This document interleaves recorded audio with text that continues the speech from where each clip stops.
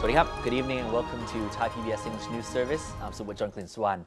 And in response to the many overloaded private rice warehouses, the Thai Rice Millers Association is asking that the government allow millers who still have rice left over from the last harvest to join the new round of rice pledging, which has started last Monday. That and more in Economic Focus with Kun Bundit. Bundit. Thank you, Kun Supaton. Meanwhile, the Internal Trade Department revealed that 800 tons of new rice has already been pledged, and most came from Pathum Thani and Nakhon Pathom provinces. The department expects that the volume of main crop to be pledged will exceed the Commerce Ministry's target of 15 million tons. Somchat Soitong, Deputy Director General of the Internal Trade Department, says that many private business operators are now investing in new warehouses for agricultural products and rice to cope with the government's rice pledging scheme. He was of the opinion that this would help mitigate the shortage of storage space. Next week, Commerce Minister Bunsong Teriyapirom will pay visits to local mills to inspect the readiness of the rice pledging scheme and its anti-graft measures. Meanwhile, Chan Thai Raktananon, president of the Thai Rice Millers Association, is asking that the government allows millers holding leftover rice crop from the previous season be allowed to participate in the new program, since there are currently very few registered millers in the new round of pledging. The answer to easing the situation at the overloaded rice warehouses in Thailand is to release state-owned rice. The Commerce Ministry has announced that it is to sell another 700,000 tons of the crop. At the same time, to combat corruption, the ministry will strengthen security and surveillance covering the new round of rice pledging by installing more CCTV cameras, increasing the number of officials stationed at pledging locations, and updating the Bai Pratuan documents, which the farmers use to get cash for their rice from the Bank of Agriculture and agricultural cooperatives.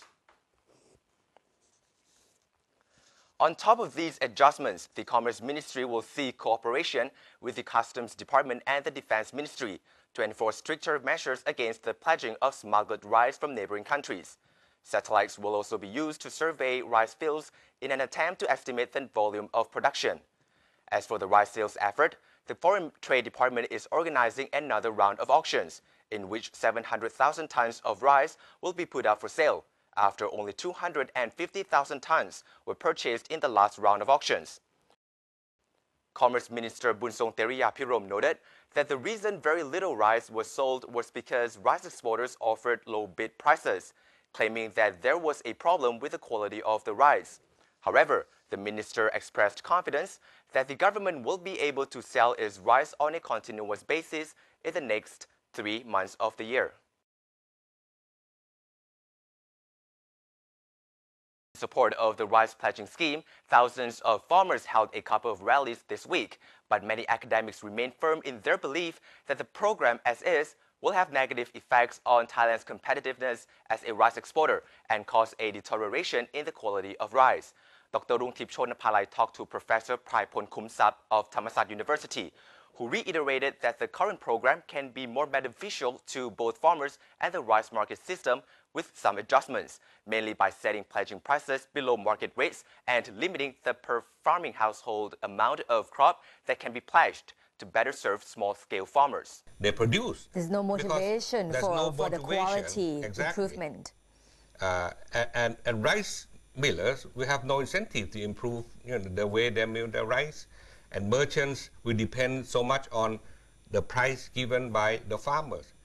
And worst of all, I think this will reduce our competitiveness in the world market, because this year, for example, it's very likely that Thailand will lose the #1 position as rice export. Any way out at all? You have any suggestion? The pledging price given by the government should be lower than the market price. That can be adjusted, and that has been done before in the past. And secondly, I think the benefit should be spread out to among small farmers, because under the present scheme, small farmers miss the chance to to benefit from the scheme somewhat, because the system seems to be in favor of large farmers rather than small farmers. So therefore, you can adjust the way or the conditions under which you allow farmers to pledge their rice. For example, you limit the amount of rice per person or per farmer, for example. That would spread out the benefit onto the small farmers, which is most of them are in the northeast, by the way. Right. They are Any poor chance farmers. at all that you will win this? This is our first attempt, really, to to voice our concern and make a kind of protest and make a petition to the Constitution Court. And I hope that the court will consider it and look at it based on the merit of the case. And that's all we have for tonight's economic news. Now back to Kun Supaton for the rest of the program.